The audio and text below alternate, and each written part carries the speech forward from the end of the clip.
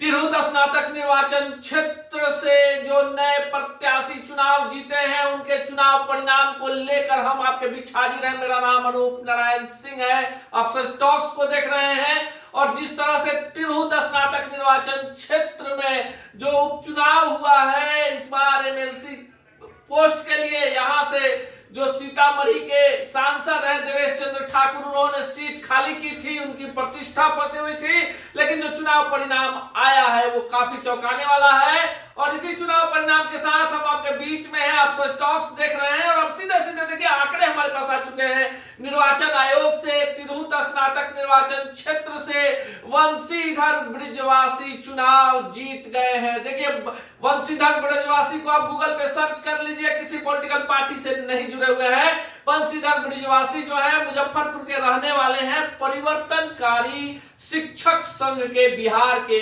अध्यक्ष हैं। जून महीने में शिक्षकों की आवाज उठाने के कारण इनको नियोजन इकाई के द्वारा प्रखंड शिक्षक के पद से हटा दिया गया था, निलंबित कर दिया गया था, बर्खास्त कर दिया गया था। पर किसी को इस बात का अंदेशा नहीं था कि तिरहुत में ये नया खिलाड़ी आते ही इतना बड़ा शॉट मारेगा जिसकी एक बड़ी टीस जो है तमाम पॉलिटिकल पार्टियों को उठानी पड़ी है। देखिए जो सीतामढ़ी के सांसद हैं देवेश चंद्र ठाकुर, वो वहां से लगातार चुनाव जीत रहे थे, सांसद बन गए, उपचुनाव हुआ। अभिषेक झा देखिए ब्राह्मण बिरादरी से आते हैं, कैप्टन अभिषेक झा, और उनको टिकट भी मिला देवेश चंद्र ठाकुर की अनुशंसा पर। लेकिन देवेश चंद्र ठाकुर अपने प्रत्याशी को जिताना तो अलग बात है, इनके जो प्रत्याशी हैं चौथे पोजीशन पर आ गए हैं और जो चुनाव जीते हैं उन पर हम बात कर ले। देखिए जो आंकड़े हैं चुनाव आयोग के द्वारा जो चुनाव हुआ है 69,043 वैध मत हैं तिरहुत स्नातक निर्वाचन क्षेत्र में, जिसमें विजेता वंशीधर बृजवासी को 23,003 वोट मिले हैं।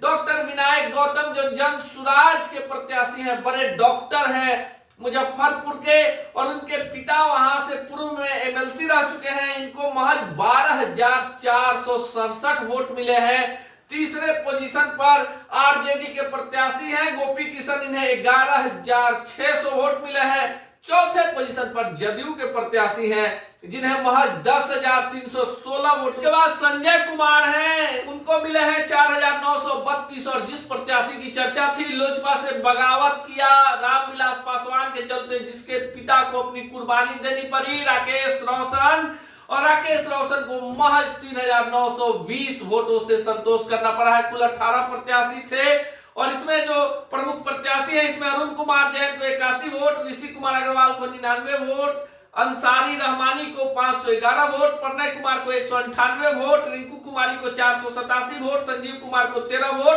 और कुल वैध मत जो है वो पड़े हैं 69,043। जो इनवैलिड मत है वो है 6,843। और देखिए इनवैलिड वोट क्यों हो जाते हैं कि एमएलसी के चुनाव में नंबरिंग सिस्टम होता है 1 2 3, यानी 18 प्रत्याशियों में आपको हर एक मतदाता जो है 3 प्रत्याशियों को नंबरिंग में 1 2 3 लिख सकता है। और इसमें जब मतगणना होती है तो देखिए गणित का पूरा सा एक समीकरण है कि प्रथम वरीयता में कुल वोट के आधे से 1 वोट भी ज्यादा अगर प्रत्याशी को आ गया तो जीत माना जाएगा, नहीं तो फिर द्वितीय वरीयता होती है, अगर उसमें भी आधे वोट से 1 वोट ज्यादा नहीं आया तो तृतीय वरीयता शुरू होती है। और ऐसे में जो नीचे से जिसको सबसे कम वोट आया रहता है उसे सूची से बाहर कर दिया जाता है। और यहाँ पर देखिए तृतीय वरीयता तक मामला चला है।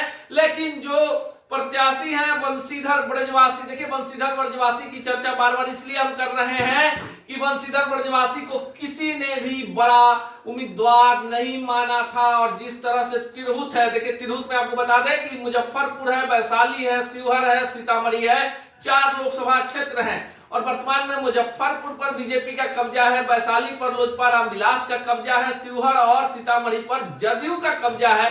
तो चारों सांसदों की प्रतिष्ठा भी दांव पर लगी हुई थी। तेजस्वी यादव ने तमाम बड़े नेताओं को यहां उतारा था, क्योंकि इसमें जो मतदाता होते हैं वहां के ग्रेजुएट होते हैं, पढ़े लिखे होते हैं। तो प्रशांत किशोर ने भी खूब पसीना बहाया था। लेकिन वंशीधर बृजवासी जो बड़े शिक्षक नेता हैं, युवा हैं, उन्होंने बाजी मारी है और बड़े अंतर से, देखिए बड़े जो ब्रिजवासी हैं, इनकी जीत ने बिहार में एक नया समीकरण ला दिया है। उन तमाम लोगों को जो पॉलिटिकल पार्टियों में है, जिन्हें लगता है कि उनके पास धन बल नहीं है, ऊपर से कोई पैरवी नहीं है, किसी नेता के बेटा नहीं है, तो इसलिए उनको टिकट नहीं मिलेगा। लेकिन ब्रिजवासी की जीत ने बिहार की राजनीति में एक भूचाल ला दिया है और तमाम पॉलिटिकल पार्टियों के चेहरे पर सिकन है, पसीना है, घबराहट है कि 2025 में क्या होगा।